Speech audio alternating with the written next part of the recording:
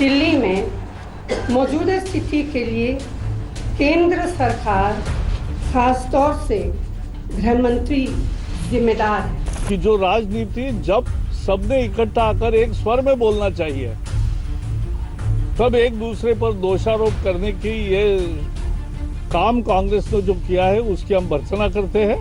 फौरन तौर से जिम्मेदारी लेते हुए गृह मंत्री को अपना इस्तीफा देना चाहिए।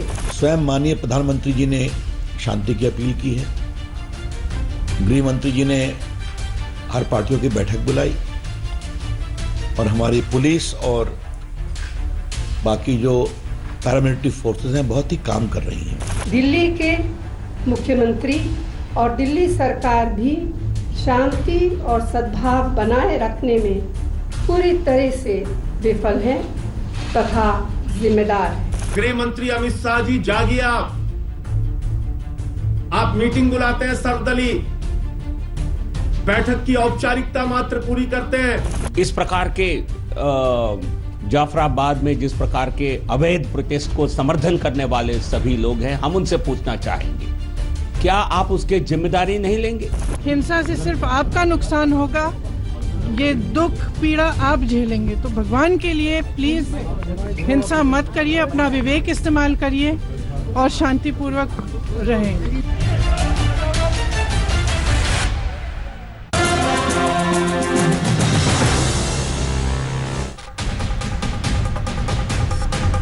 नमस्कार, आप देख रहे हैं आज तक। आपके साथ मैं हूं अंजना ओम कश्यप। दिल्ली जलती रही, सियासत चलती रही। कांग्रेस ने वर्किंग कमेटी की बैठक में प्रस्ताव पास किया और सोनिया गांधी ने अमित शाह का इस्तीफा मांग लिया। बीजेपी ने सोनिया पर पलटवार किया और 84 दंगों की बात उठाई। प्रियंका गांधी ने पार्टी के नेताओं की टोली लेकर मार्च शुरू कर दिया। ओवैसी 2002 दंगों का मुद्दा लेकर आ गए। आम आदमी पार्टी ने पुलिस पर सवाल खड़े किए। दिलचस्प ये कि इन सब सियासी दाव पेच के बीच शांति की अपील भी हो रही है। इस बीच हाईकोर्ट ने भड़काऊ भाषण को लेकर सख्ती दिखाई और अमन कायम करने का बीड़ा राष्ट्रीय सुरक्षा सलाहकार अजीत डोभाल ने अपने ऊपर उठा लिया है। यह रिपोर्ट फिर चर्चा की शुरुआत।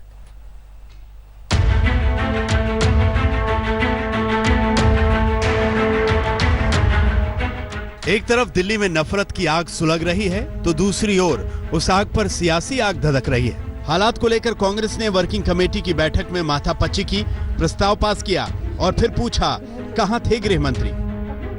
पूरी स्थिति को देखते हुए कांग्रेस कार्य समिति का मानना है कि दिल्ली में मौजूदा स्थिति के लिए केंद्र सरकार खास तौर से गृह मंत्री जिम्मेदार है। फौरन तौर से जिम्मेदारी लेते हुए गृह मंत्री को अपना इस्तीफा देना चाहिए। मुझे लगता है कि इससे हास्यास्पद मांग कोई हो नहीं सकती, क्योंकि अमित शाह प्रत्यक्ष स्थिति को संभालने में लगे पहले दिन से। संपत्ति को नुकसान पहुंचाने के लिए जो आग लगाई गई उसे बुझाने की कवायद की जा रही है। साथ ही दिलों में नफरत की जो आग जल रही है उस पर पानी डालने की कोशिश भी जारी है। प्रधानमंत्री मोदी ने ट्वीट किया, मैं दिल्ली के अपने भाइयों और बहनों से अपील करता हूं कि शांति और सौहार्द बनाए रखें। हालात का जल्द से जल्द सामान्य होना महत्वपूर्ण है। विपक्ष की ओर से भी शांति की अपील की जा रही है।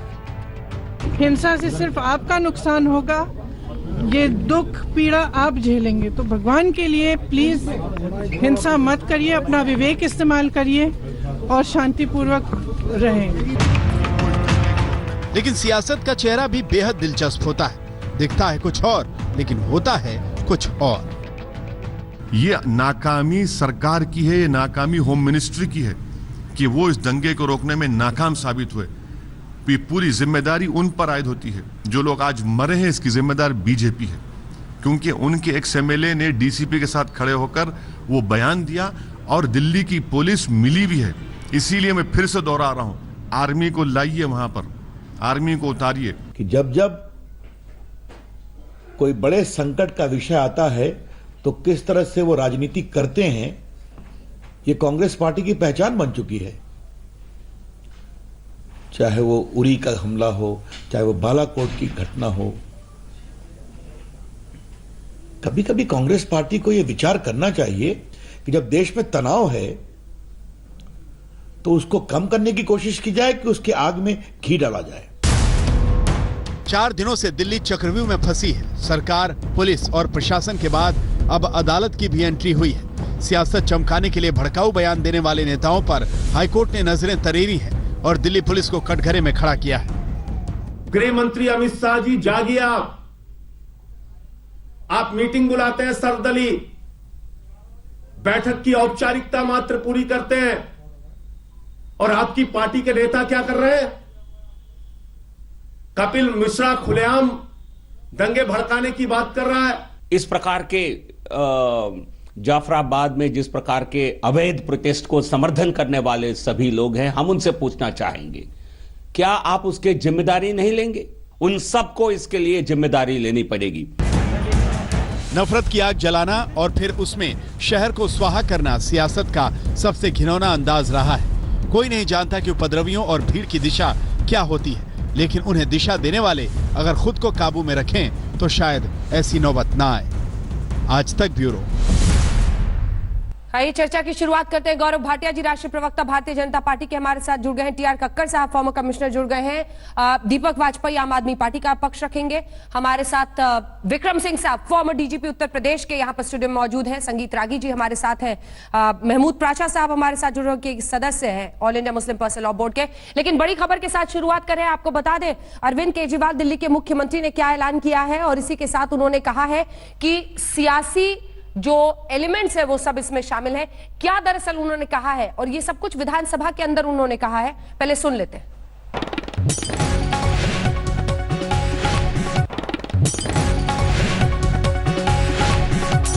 हमारा ही एक भाई हेड कांस्टेबल श्री रतन लाल शहीद हो गए। वो क्यों शहीद हुए? वो किसी हिंदू को बचाने के लिए शहीद नहीं हुए, वो किसी मुस्लिम को बचाने के लिए शहीद नहीं हुए, वो इस मुल्क को बचाने के लिए शहीद हुए, वो भारत को बचाने के लिए शहीद हुए। उन्होंने अपनी जान दे दी, और कोई भी जान बहुत कीमती होती है। आज इस पूरे सदन की तरफ से, पूरी दिल्ली सरकार की तरफ से और पूरे दिल्ली के लोगों की तरफ से मैं उनके परिवार को यह आश्वासन देना चाहता हूं कि आपके बेटे की शहादत हम किसी भी हालत में बेकार नहीं जाने देंगे। रतनलाल जी दिल्ली की उस तस्वीर के लिए शहीद हुए जिसमें मेलानिया ट्रंप हमारे दिल्ली के एक सरकारी स्कूल में आती है। वो दिल्ली की नफरत वाली तस्वीर के लिए शहीद नहीं हुए। मैं उनके पूरे परिवार को इस सदन की तरफ से आश्वासन देना चाहता हूं कि आपकी पूरी जिंदगी की जिम्मेदारी अब हमारी है। आप बिल्कुल चिंता मत करना। ये सदन, हम सारी पार्टियां, मैं सारी पार्टियों की तरफ से आश्वासन देता हूं, ये सदन, ये सरकार आपका ख्याल रखेगी। मुझे बेहद खुशी हुई, आज सुबह मैंने न्यूज़ चैनल्स में पढ़ा, न्यूज़ चैनल्स में सुना कि केंद्र सरकार शायद 1 करोड़ रुपए का उनको सम्मान राशि दे रही है। दिल्ली सरकार भी, दिल्ली सरकार की पहले से नीति है, दिल्ली सरकार उनके परिवार को 1 करोड़ रुपए की सम्मान राशि देगी, और उनके एक परिवार के एक व्यक्ति को दिल्ली सरकार में नौकरी देगी। तो सुना आपने अरविंद केजरीवाल क्या कह रहे हैं, और इन सब के बीच आइए चर्चा की शुरुआत करते हैं। हम आपको ये भी दिखाएंगे मैन इन एक्शन। अभी अजीत डोवाल है एनएसए जो वहां पर गए थे, उन्होंने तमाम इलाकों का जायजा लिया है। तस्वीरें आप देख रहे हैं, क्या उन्होंने कहा है ये भी हम आपको सुनाएंगे। लेकिन फवाद अलीम साहब भी हमारे साथ जुड़ गए हैं, और हमारे साथ अन्य भी कई। ये देखिए आप तस्वीरें, अलग अलग इलाकों में अजीत डोवाल गए, उन्होंने लोगों से चर्चा की है, बातचीत की है, और उनकी ये कोशिश है कि एक बार फिर से सामान्य स्थितियां वहां पर बहाल हो। किरण वालिया जी भी फॉर्मर जो पूर्व मंत्री है, एक बार सुन लीजिए क्या कह रहे हैं। टू धार्मिक लोग सब बट सर यहाँ पर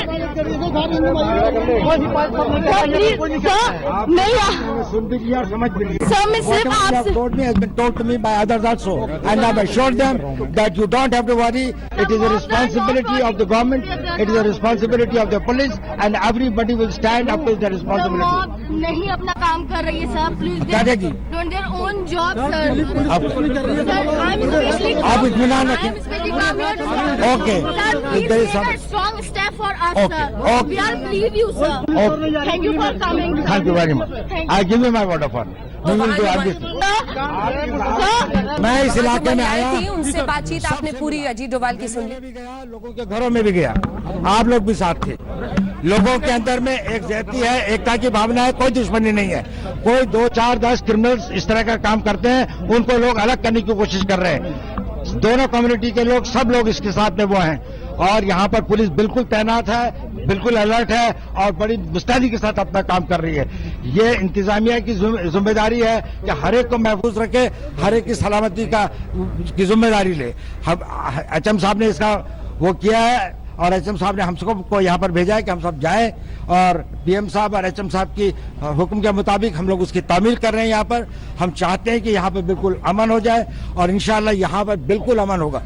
यहाँ पर कोई किसी तरह की कोई वो नहीं होगी, जो कुछ हो गया वो हो गया। अब यह है कि मेरा मैसेज यही है कि हर एक आदमी जो अपने देश को प्यार करता है, वो अपने समाज को भी प्यार करता है, वो अपने पड़ोसी को भी प्यार करता है, वो अपने घर को भी प्यार करता है। अगर उसे प्यार करना है तो उन्हें अपने उन सब लोगों के साथ में एक बड़ी एकता के साथ में, एक सहानुभूति के साथ में, एक समरसता के साथ में जीने का प्रयत्न करना चाहिए, और एक दूसरे की समस्याओं को बढ़ाने का नहीं, उन्हें सुलझाने की कोशिश करनी चाहिए। इस मोहल्ले में जिसे मुझे बताया गया कि सबसे ज्यादा वो थी और सबसे ज्यादा दुराव था जहां गोलियां चली, यहाँ पर मैं देख रहा हूँ आज बिल्कुल अमन है। सब लोगों ने झंडे लगा रखे, सब लोग कह रहे हैं हमें शांति चाहिए, और मुझे पूरा यकीन है कि बिल्कुल शांति हो गया। आप जाके देखें लोगों से, ये घर के ऊपर जो लोग खड़े हैं यहाँ पर दीवारों के ऊपर, छत के ऊपर, कहीं किसी तरह का वायलेंस नहीं है, कहीं किसी तरह का वो नहीं है। तो अपने एनएसए अजीत डोभाल को सुना है। हमारे साथ किरण वालिया जी भी मौजूद हैं, जो कि पूर्व मंत्री हैं दिल्ली कांग्रेस की, और फुआद अलीम साहब भी नेता सीपीआईएम के हमारे साथ जुड़ रहे हैं। सबसे पहले मैं गौरव भाटिया जी लेकिन आपके पास आना चाहती हूँ ये समझने के लिए कि एनएसए अजीत डोभाल मोर्चा संभाल रहे हैं, और वो भी संडे से सब कुछ शुरू हुआ था, मंडे, ट्यूसडे, वेडनेसडे। समझाइए जरा ये क्या हो रहा है।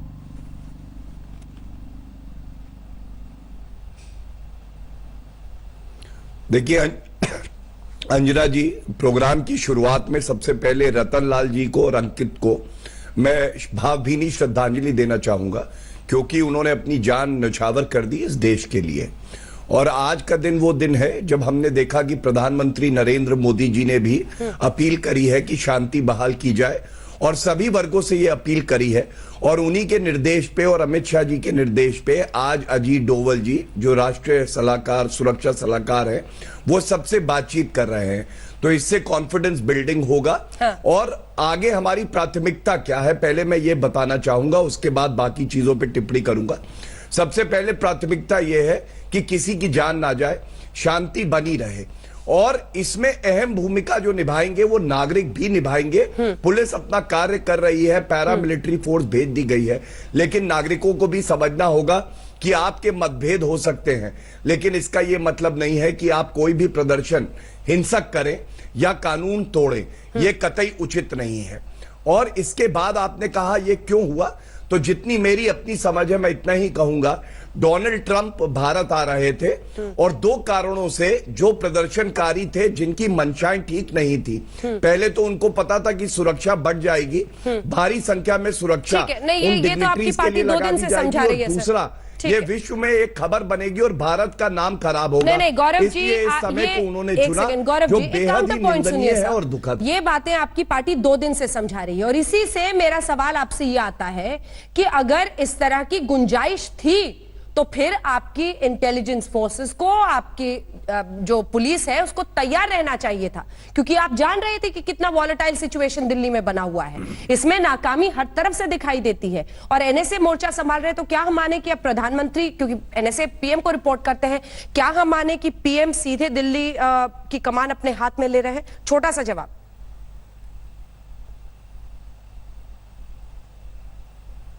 देखिए अंजना जी, पहले तो मैं ये कहूंगा कि दिल्ली की पुलिस जो है बहुत ही साहसी पुलिस है और बड़ी विषम परिस्थितियों में कार्य करती है।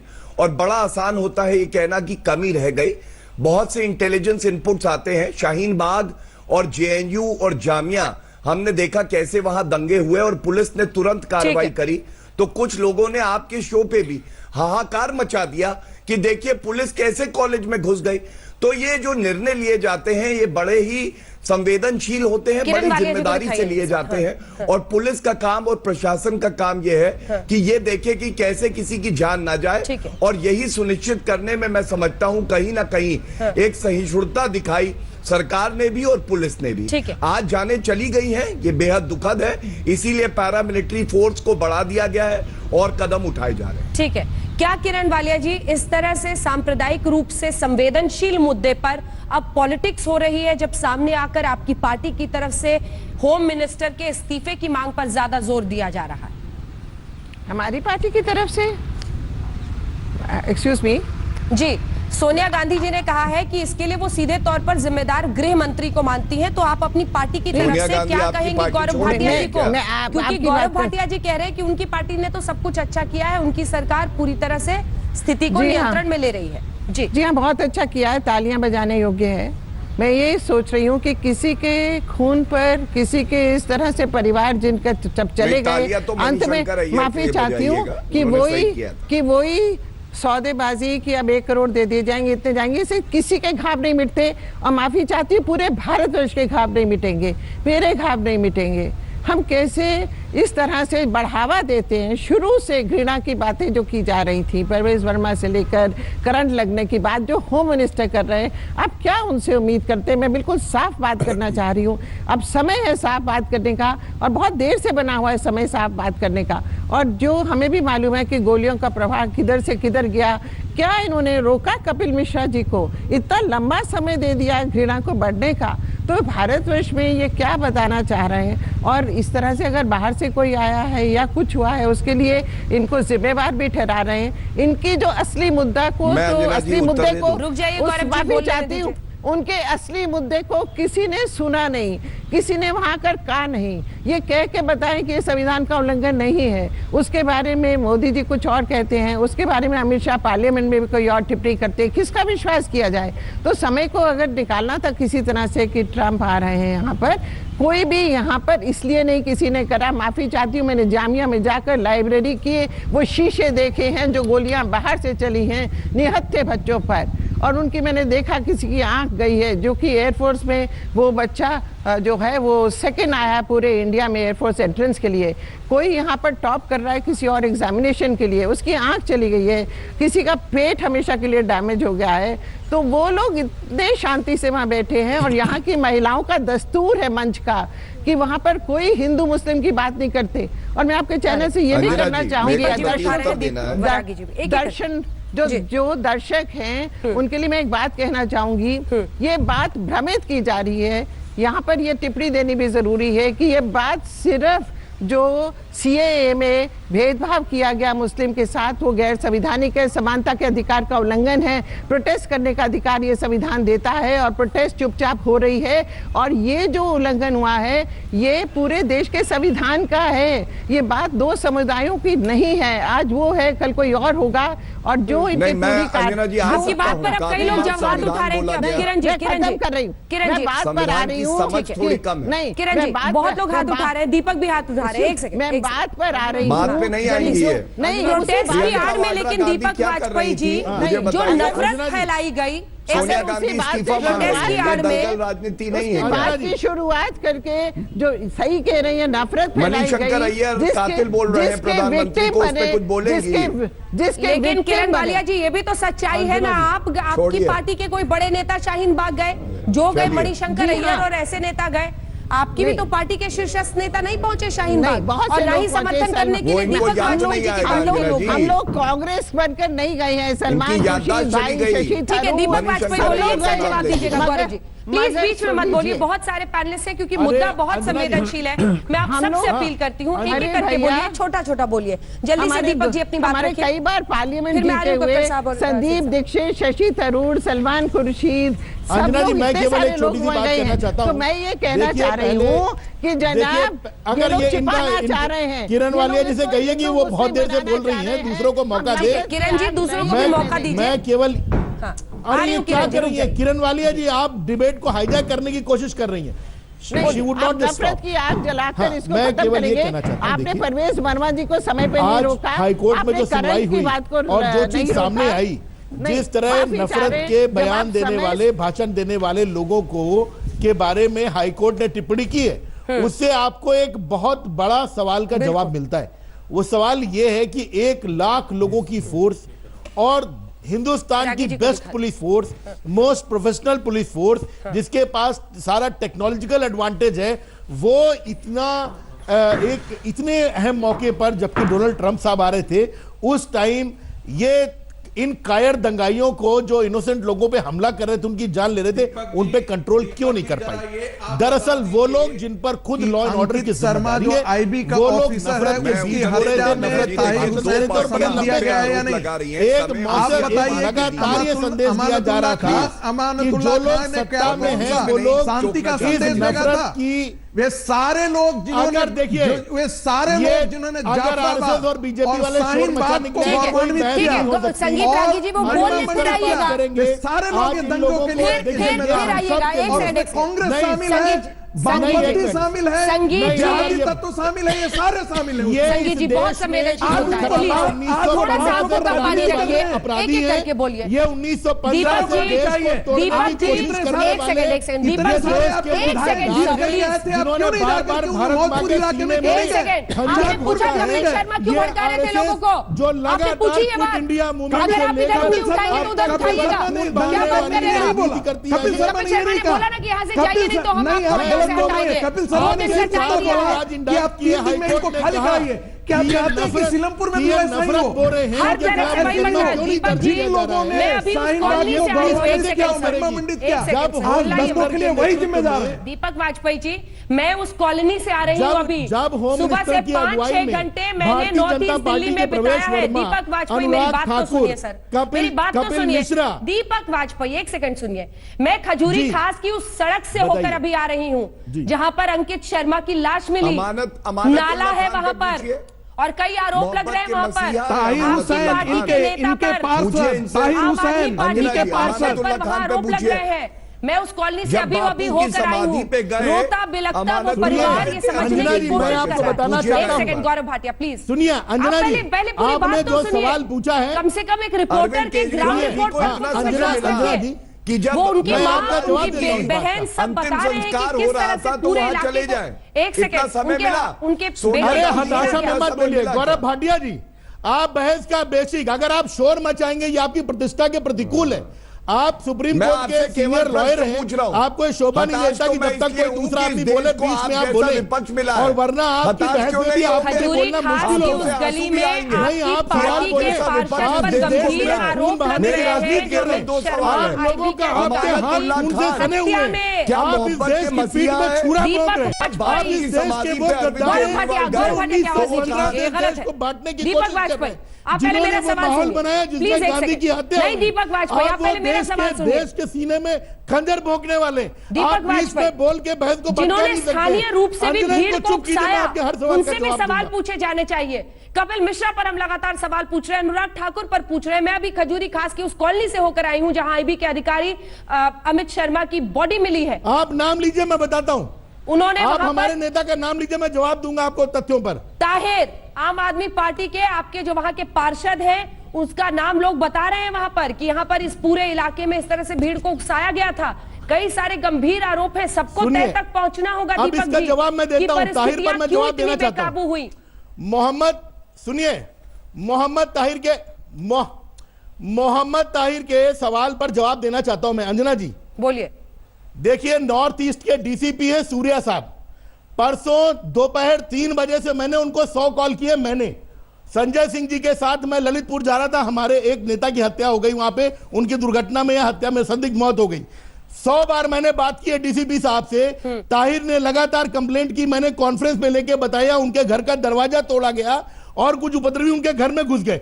पुलिस ने शाम को 8 बजे परसों ताहिर को रेस्क्यू करके और उनको अज्ञात स्थान पे ले गई।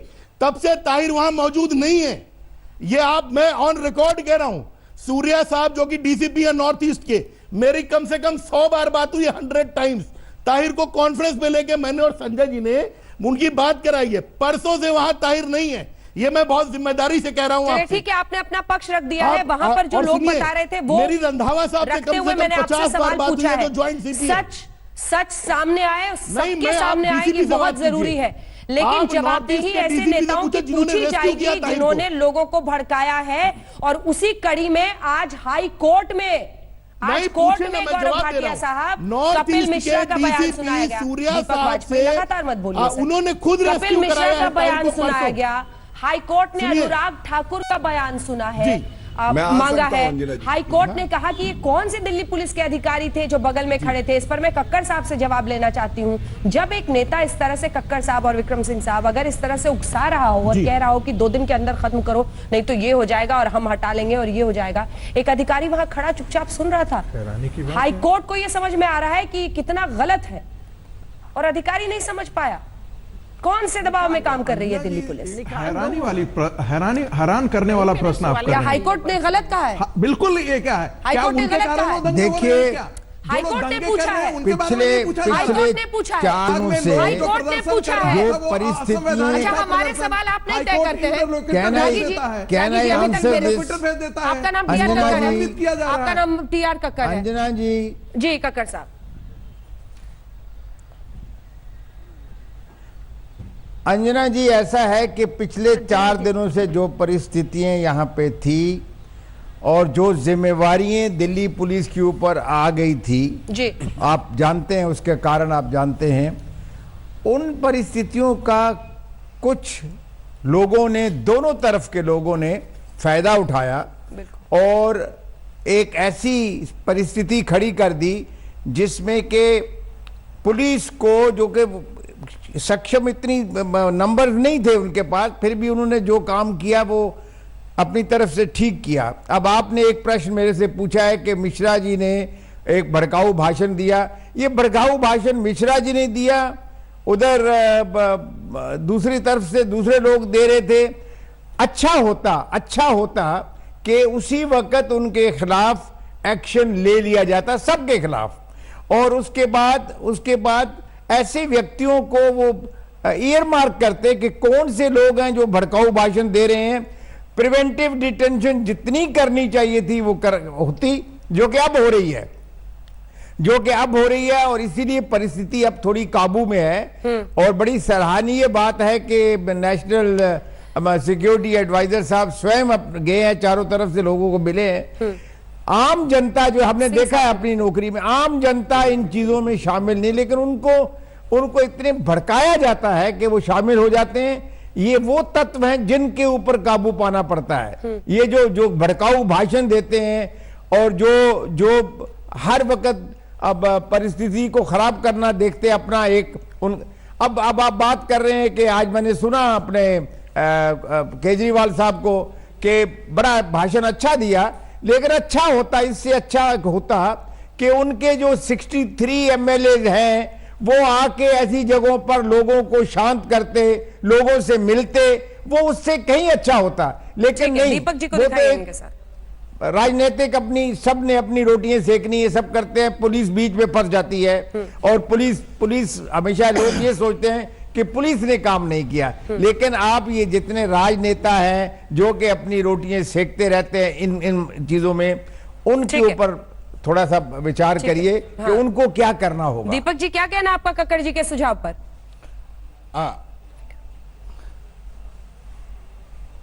जी बिल्कुल सही कह रहे हैं कक्कड़ जी, केवल इनकी जानकारी का अभाव है। देखिए, रात को 3:42 का मेरा ट्वीट है।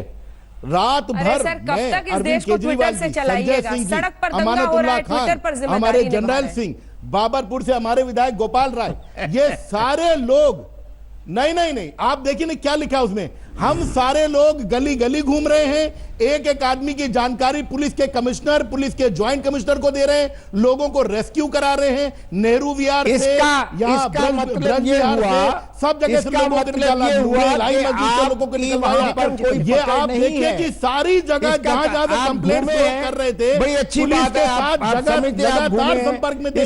इसका मतलब ये हुआ कि आपकी पकड़ उस इलाके में नहीं है, आप देखिए, लोग आपकी बात नहीं सुन रहे हैं जी।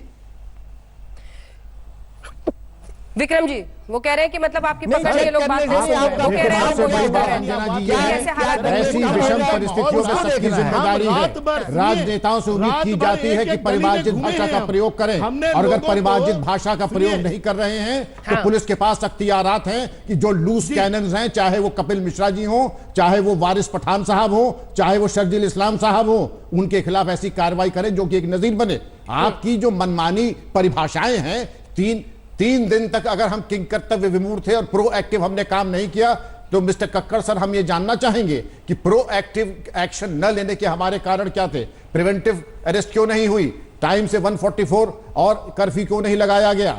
बैड कैरेक्टर्स को गिरफ्तार क्यों नहीं? ये हमारी जिम्मेदारी है, और आप ही से सीखा सर हम लोगों ने कि पहले ही चरण में ऐसे कहर बन के टूट पड़ो कि जो बदमाश थर्रा जाए, और अगर ये कार्रवाई नहीं हुई इसका जवाब हम लोगों को देना है। ये चीज मैं इसको मानता हूं कि पुलिस को पहले ही आक्रमण कर देना चाहिए था, बदमाशों को मैं पहले से ये कह चुका हूं, और अगर ये नहीं हुआ तो पहले से ये कह चुका हूं क्या उनके ऊपर कोई नाजायज दबाव था कि तुम गिरफ्तारी न करो, फायरिंग न करो? नहीं है, तो फिर क्या 50, 100, 200, करेंगे, हथियारों में तेल लगा करके होनी चाहिए थी सर। इसलिए हमारी किन कारणों से वो नहीं हुई, मैं ये उम्मीद करता हूं कि हमारी मनमानी परिभाषा जो है उसके बारे में सोच विचार करना पड़ेगा। आज सुप्रीम कोर्ट ने भी कहा है कि पब्लिक प्लेस पे आंदोलन नहीं हो सकता है, और आप जिसको शांतिपूर्ण कह रहे हैं वहां पर बच्चों को आप जहनसानी उल्टी तरीके से कर रहे हैं। हमारी काबिले एहतराम दादियों को उनकी शराफत का नाजायज फायदा उठा के, जी हाँ, उनकी शराफत का नाजायज फायदा उठा करके अपनी नाजायज बंदूक आप उनके मुकद्दस कंधों पे चला रहे हैं। इससे ज्यादा शर्मनाक बात क्या हो सकती है? और इसके वाता पर ये अकस्मात नहीं हुआ, ये थोड़ी थोड़ी चीजें करके किसको के आधार पर अंजना जी, ये किसको के आधार पर चला? कई जगहों पर शांतिपूर्ण प्रदर्शन की आड़ में दरअसल नफरत की बीज बोई जा रही थी, और जाफराबाद में ये पूरा इलाका आज मैं नॉर्थ ईस्ट का देखकर आई हूं, जहां पर जाफराबाद से हिंसा शुरू हुई थी। जो समर्थक थे, जो विरोधी थे, वो भिड़े, और फिर मौजपुर से होता हुआ ये यमुना विहार, चांदबाग, गोकुलपुरी, इन तमाम इलाकों में हमने जो हिंसा का ये तांडव देखा है। 21 से ज्यादा लोगों की मौत हो गई है। जो कह रहे हैं सिंह साहब, सही कह रहे हैं या नहीं कह रहे हैं? अंजना जी मैं कुछ कहना चाहूंगी, इसके बाद आऊंगी मैम आपके पास जी। अंजना जी, मैं अंजना जी बोलिए, मैं इंतजार आप तो आज होके आ गई एक दिन। जो सिंह साहब कह रहे हैं, पिछले 2 महीने से हर एक शाहीन बाग जितने भी प्रदर्शन हो रहे हैं पूरे देश में जा रहे हैं। प्रिवेंटिव डिटेंशन, मेरी बात सुन लें ध्यान से, मेरी बात अब देखिए, मैं इतनी देर से चुप था, मुझे मेहरबानी करके बोलने दीजिए। अंजना जी ये गलत बात है, ये गलत बात है। बाकी सबको चुप कराइए, बोलिए, बाकी सबको चुप कराइए, बोलिए जल्दी। नहीं, बाकी सबको चुप कराइए, अब गलत बात है ये क्या तरीका है बात करने का? मैं सुप्रीम कोर्ट में भी आराम से बोलिए। वजाहत हबीबुल्ला साहब, चंद्रशेखर आजाद साहब,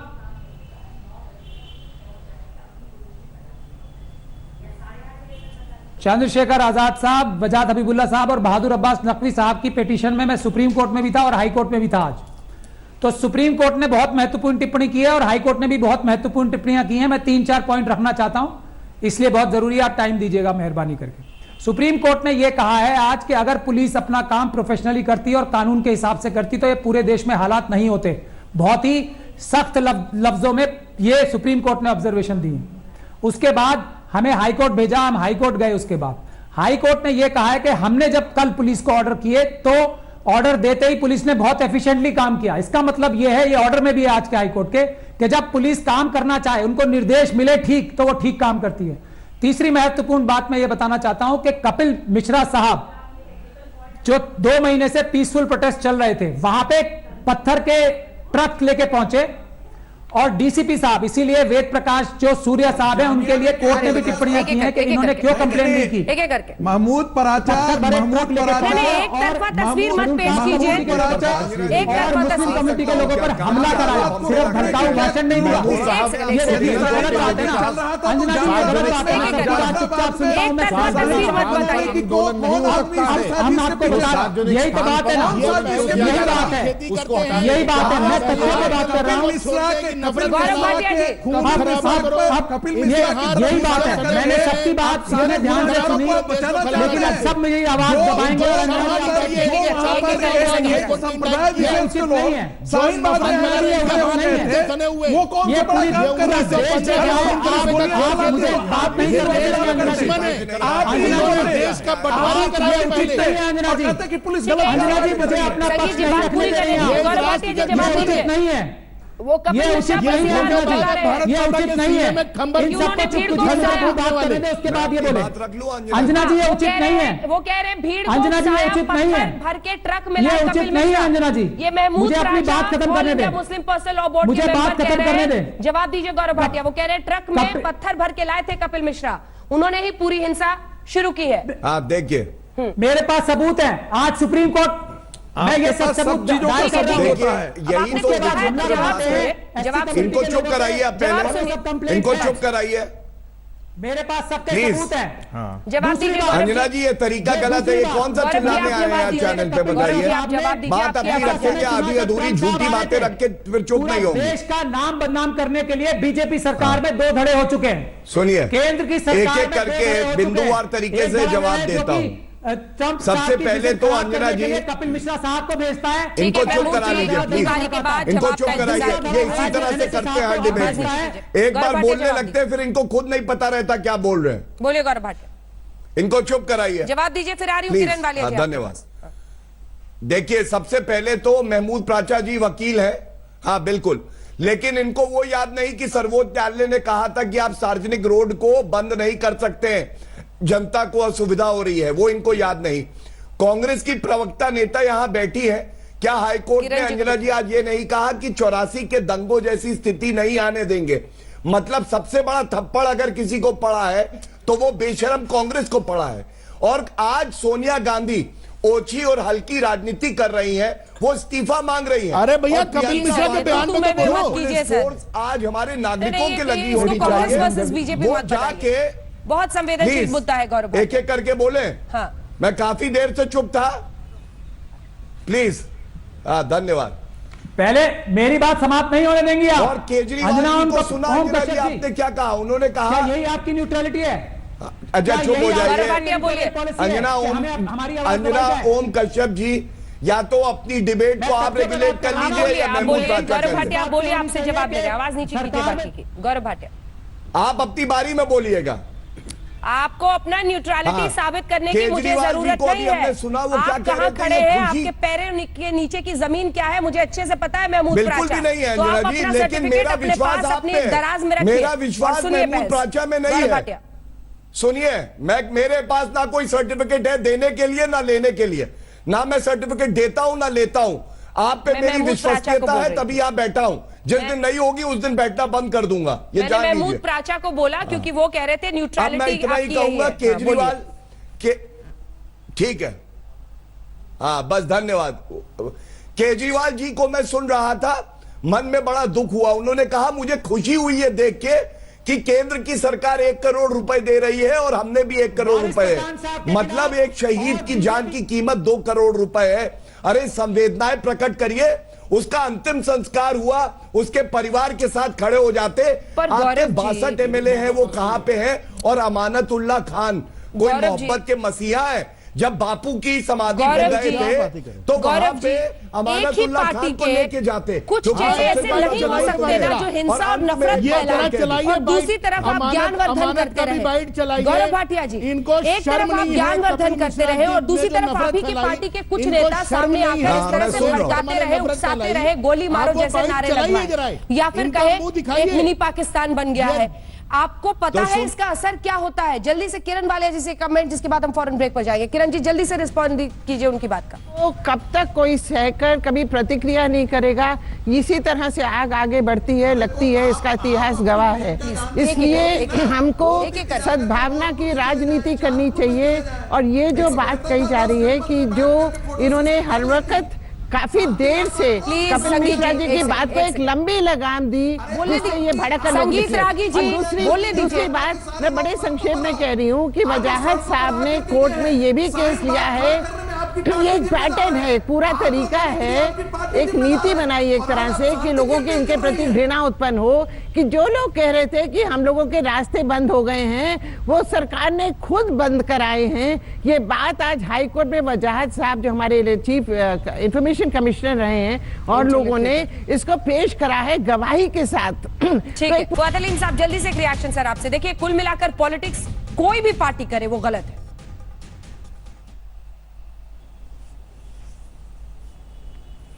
देखिए पॉलिटिकल पार्टीज तो पॉलिटिक्स करते हैं, ये आपके ऊपर निर्भर करता है आप सही पॉलिटिक्स अपनाएंगे या गलत पॉलिटिक्स अपनाएंगे। सब पॉलिटिक्स गलत नहीं होती है, ये आपसे मैं बुनियादी तौर पर इत्तेफाक नहीं करता हूं कि पॉलिटिकल पार्टीज को पॉलिटिक्स करनी चाहिए, इसीलिए पॉलिटिक्स होती है। सवाल ये है कि अभी जो वाकयात हुए हैं दिल्ली में, जो 20 लोग अपने वहां पर उनकी मौत हुई है, उनको श्रद्धांजलि दे करके जो बात मैं कहना चाहता हूं कि यहाँ जो अभी जो मौजूदा सूरत हाल है उसमें कई एक ऐसे खबरें आ रहे हैं जहां गुरुद्वारा, हिंदू समाज के लोग, वो लोग आगे बढ़ करके जो मुस्लिम कम्युनिटी के लोग हैं उनको पनाह दे रही हैं, उनकी मदद में आगे कदम बढ़ा रही हैं। तो ऐसी बात नहीं है, ये सब कहानियां हमें नहीं मिल रही हैं। दिल्ली का परिस्थिति से ये सब आज 8 बजे आप मेरी स्टोरी जरूर देखिएगा। 8 से 9 जो मेरी पूरी रिपोर्टिंग है उसमें मैंने दिखाया है खजूरी खास की गली में कैसे सामने एक मंदिर है, दूसरी तरफ मस्जिद है, मस्जिद वाले निकल के गए, मंदिर को बचाया मिलकर हिंदुओं के साथ, और हिंदू मुस्लिमों ने मिलकर मस्जिद को भी बचाई है।